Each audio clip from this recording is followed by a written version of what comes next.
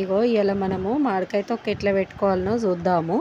నేను ఒక 20 కాయలు అయితే పెడుతున్నా ఇయాల. ఇక చిన్నప్పుడైతే మా అమ్మోళ్ళ ఇంట్లో పెట్టేది. మా అమ్మ పెట్టేటప్పుడు మేము చెయ్యి కింద ఉండి ఇక ఆవపిండి, మెంతిపిండి ఇక అవన్నీ మేము కొట్టిస్తుంటిమి. మంచిగా రోట్లో నూరుతుంటిమి. అప్పుడు మిక్సీలు లేవు కదా. ఇక చూడుండ్రి ఇట్లా డబ్బా కొలతనైతే చూపిస్తా. 2 డబ్బాలు ఇట్లా మామిడికాయలు అయితే కొలుసుకున్నా నేను ముక్కలు. మన ఇంట్లో కిలో డబ్బాలు ఏమన్నా ఉంటాయి కదా ప్లాస్టిక్ ఇట్లా వీటితో కొలుసుకోవాలి. కొలుసుకొని ఒక చెంచా పసుపు వేసి ఒక అర్ధపావు అంతా ఫస్ట్ పచ్చి నూనె పోసుకొని కలుపుకోవాలన్నమాట. నూనె పల్లి నూనె అయితే బాగుంటుంది పచ్చళ్ళకు మనకి. నేను కూడా ఇలా పల్లి నూనెని పోసి అయితే కలుపుకున్నా. అయితే మంచిగా ఉంటుంది ఉల్లాగి ఇట్లా. ఈ తొక్క అనేది ఇంట్లో కంపల్సరీ ఉండాలంట. ఇక ఇది కూడా వంతు ఉంటుందంట. ఉంటేనే పెట్టుకుంటారంట తొక్కు. ఇక అట్లా మా అమ్మగా అయితే పెట్టేది అప్పుడు. ఇక చిన్నప్పుడు అంటే ఇక హుషారుగా పని చేస్తుంటిమి. అన్ని చేతి కింద ఉండి అందిస్తుంటిమి అవి ఇవి. ఇక చూడండి ఒక 2 చెంచాలు ఆవాలు అయితే వేయించుకోవాలి. వేయించుకొని ఇట్లా పొడి పట్టుకోవాలి.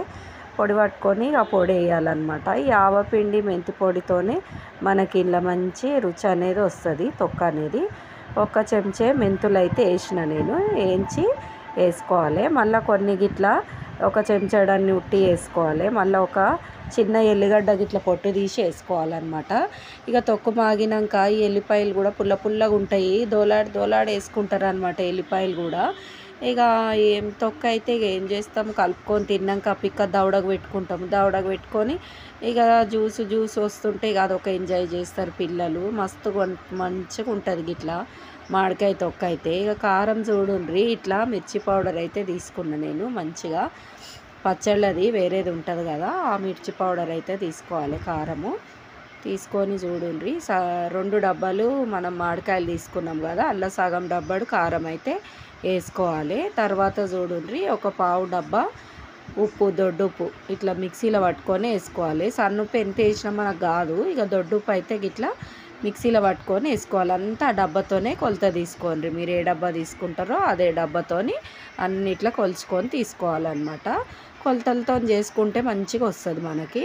ఇక చూడుర్రి తర్వాత ఒక 3 పెద్ద ఎల్లిగడ్డలు తీసుకొని పొట్టు తీసుకొని ఇట్లా ముద్దలాగా పట్టుకొని అయితే వేసుకున్నా. ఎల్లిగడ్డ ముద్ద కూడా మస్తు ఇంపార్టెంట్ అనమాట ఇలా.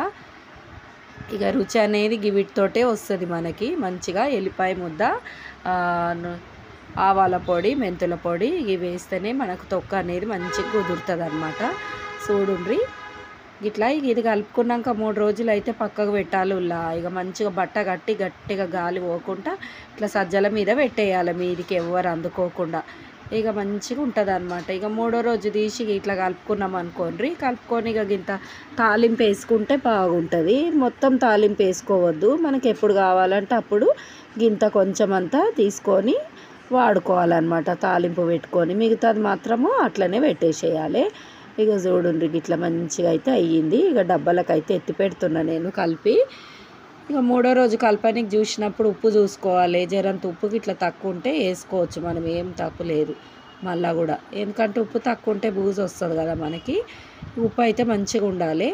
చూడు ఇట్లా డబ్బాలను అయితే వేసేసుకున్నా నేను. ఇక మొత్తం మంచిగా మా పోరెలకైతే ఆగుతనే లేదు. ఇక ఆ తొక్కు కలిపిన గిన్నెల అన్నం వేసి కలిపి బుక్కలు పెడతా అనమాట. ఇక ఆగినరు. ఇక మిట చూస్తుర్రు ఎప్పుడు డబ్బాలకు వేస్తుందో, అన్నం ఎప్పుడు అందులో కలిపి బుక్కలు పెడుతుందో అని ఎదురైతే చూస్తుర్రు. వాళ్ళకు నోట్ల నీళ్ళు అయితే వస్తున్నాయి పోరలకు. ఇక చూడుర్రి మొత్తం ఇట్లా నూనెనైతే ఒక రవ్వ ఎక్కువనే ఉండాలి మంచిగా. చూడుండ్రి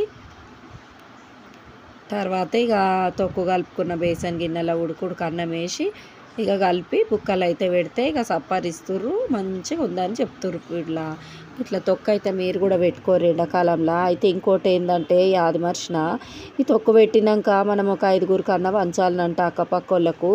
చాలా మంచిదంట ఇట్లా వంచితే. మరిగా పెద్దోళ్ళు అయితే చెప్తారు. మరి పోయి వస్తా. బాయ్.